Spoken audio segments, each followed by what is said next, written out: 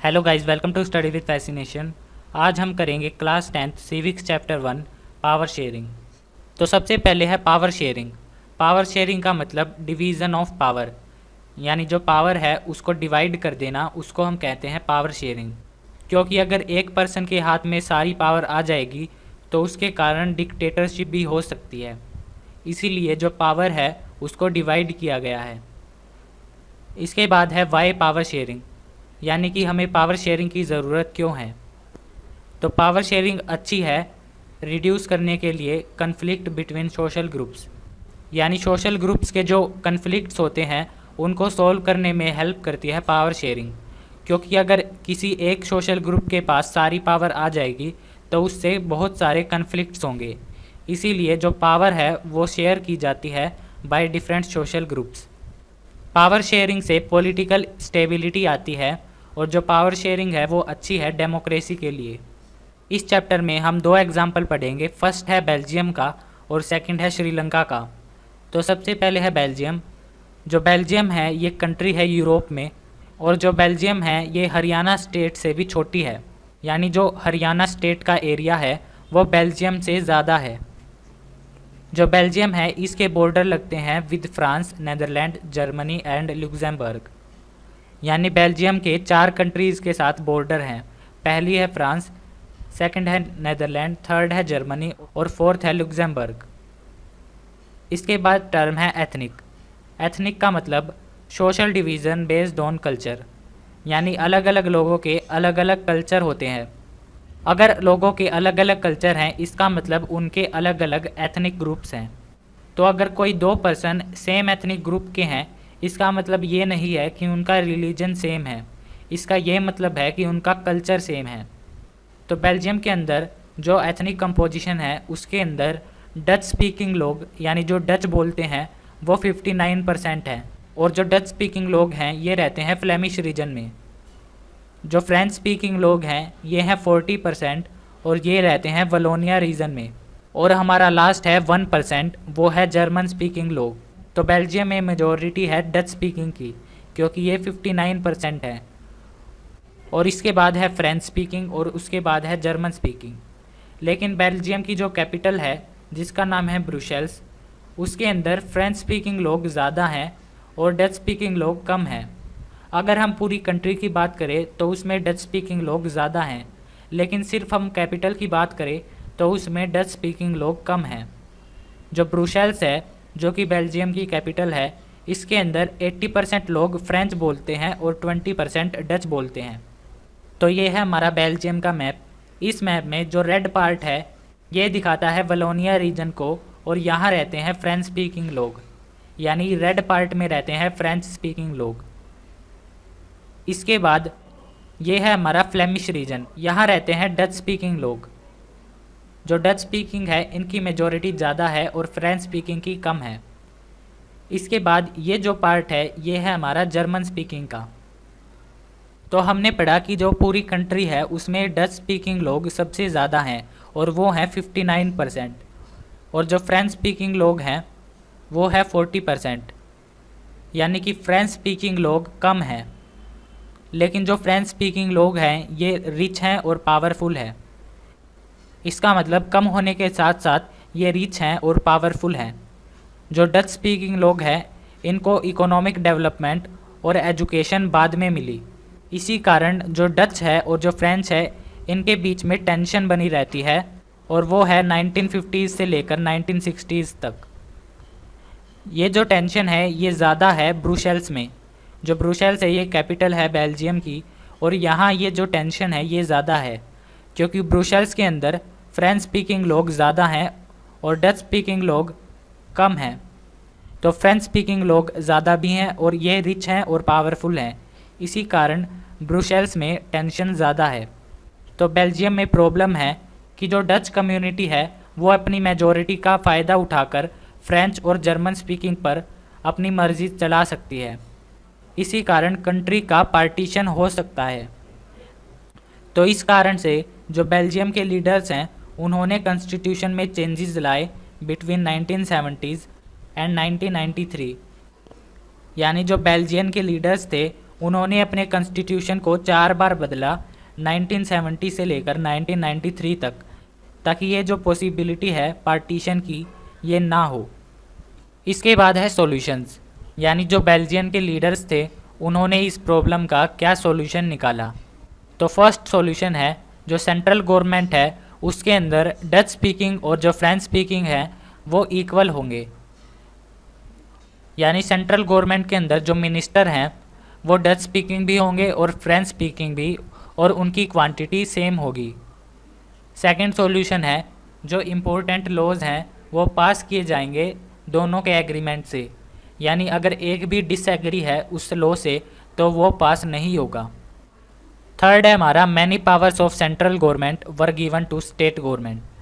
जो central government की power हैं वो स्टेट गवर्नमेंट को भी दी गई, ताकि जो सेंट्रल गवर्नमेंट है वो अपना रूल ना चला सके स्टेट पर। फोर्थ सॉल्यूशन है हमारा Brussels has separate government.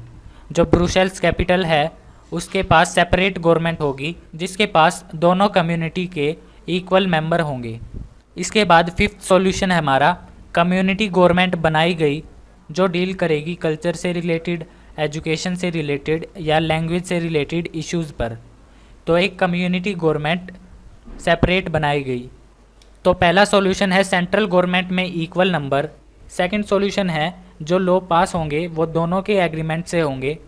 Third solution है जो सेंट्रल गवर्नमेंट है उसकी पावर दी गई स्टेट गवर्नमेंट को। फोर्थ सॉल्यूशन है ब्रुसेल्स की सेपरेट गवर्नमेंट बनाई गई with equal number of members. Fifth solution है एक नई गवर्नमेंट बनाई गई जिसका नाम है कम्युनिटी गवर्नमेंट, और वो डील करेगी with cultural, educational and language related issues.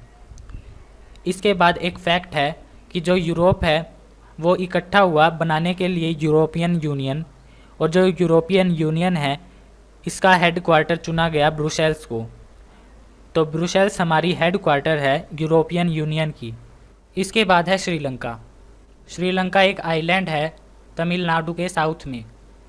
जो श्रीलंका की पॉपुलेशन है वो 2 करोड़ है, और ये इक्वल है हरियाणा की पॉपुलेशन से, यानी हरियाणा की पॉपुलेशन और श्रीलंका की पॉपुलेशन इक्वल है। श्रीलंका के अंदर 3 सोशल ग्रुप हैं।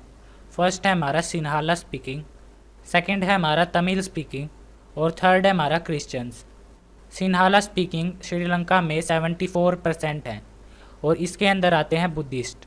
सेकंड है हमारा तमिल स्पीकिंग, यानी जो तमिल बोलते हैं वो हैं 18%। तमिल स्पीकिंग के अंदर 2 टाइप के पर्सन हैं, एक है श्रीलंकन तमिल और सेकंड है इंडियन तमिल। जो श्रीलंकन तमिल हैं ये 13% हैं, और ये वो तमिल बोलने वाले हैं जो श्रीलंका में पहले से रहते हैं। उसके बाद है इंडियन तमिल।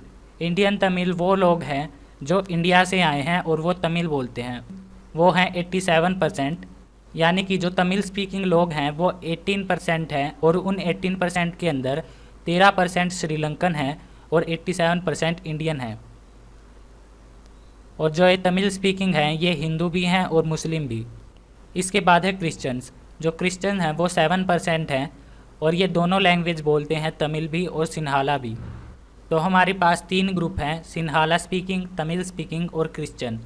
सिन्हाला 74% हैं, तमिल स्पीकिंग 18% है और क्रिश्चियन 7% है। तमिल स्पीकिंग के अंदर 2 ग्रुप हैं। फर्स्ट है श्रीलंकन तमिल जो कि 13% हैं, और सेकंड है इंडियन तमिल जो कि 87% है। तो ये है हमारा श्रीलंका का मैप। इस मैप में जो येलो पार्ट है ये दिखाता है सिन्हाला स्पीकिंग को, और ये है 74%। इसके बाद जो ऑरेंज पार्ट है ये दिखाता है श्रीलंकन तमिल को। नेक्स्ट है हमारा इंडियन तमिल। ये जो ब्राउन कलर का पार्ट है ये है हमारा इंडियन तमिल। तो जो सिन्हाला स्पीकिंग है उसकी मेजॉरिटी है जो कि है 74%। तो जो सिन्हाला स्पीकिंग के लोग थे उन्होंने अपनी मेजॉरिटी का फ़ायदा उठाकर एक गवर्नमेंट बनाई, और उस गवर्नमेंट ने ऐसे लॉ पास किए जिनसे सिन्हाला बोलने वालों को फ़ायदा हो। यानी सिन्हाला स्पीकिंग लोगों ने अपनी मेजॉरिटी का फ़ायदा उठाकर गवर्नमेंट बनाई, और उस गवर्नमेंट ने ऐसे डिसीज़न लिए जिनसे उनका फ़ायदा हो। तो 1956 में कुछ एक्ट पास हुए, जैसे जो सिन्हाला है वो ऑफिशियल लैंग्वेज बनाई गई। जो जॉब और यूनिवर्सिटी हैं उनके एडमिशन में सिन्हाला को ज़्यादा फेवर मिलने लगा, क्योंकि सिन्हाला बोलने वाले बुद्धिस्ट थे, इसीलिए बुद्धिज़्म को प्रमोट किया गया। इसके बाद है कंसिक्वेंसेस, यानी इसका क्या रिजल्ट था। फर्स्ट है हमारा एलियनेशन अमंग तमिल्स, यानी जो तमिल लोग थे उनको बिल्कुल अलग कर दिया गया। सेकंड है हमारा Sri Lankan Tamil launched parties and strikes, जो श्रीलंकन तमिल थे उन्होंने पार्टीज़ और स्ट्राइक लॉन्च की।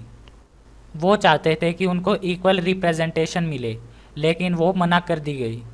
उन्होंने डिमांड रखी कि उनकी एक सेपरेट इंडिपेंडेंट कंट्री हो, और उसका नाम था तमिल इलाम, नॉर्थ पार्ट में और ईस्टर्न पार्ट में। लेकिन वो डिमांड भी उनकी मना कर दी गई।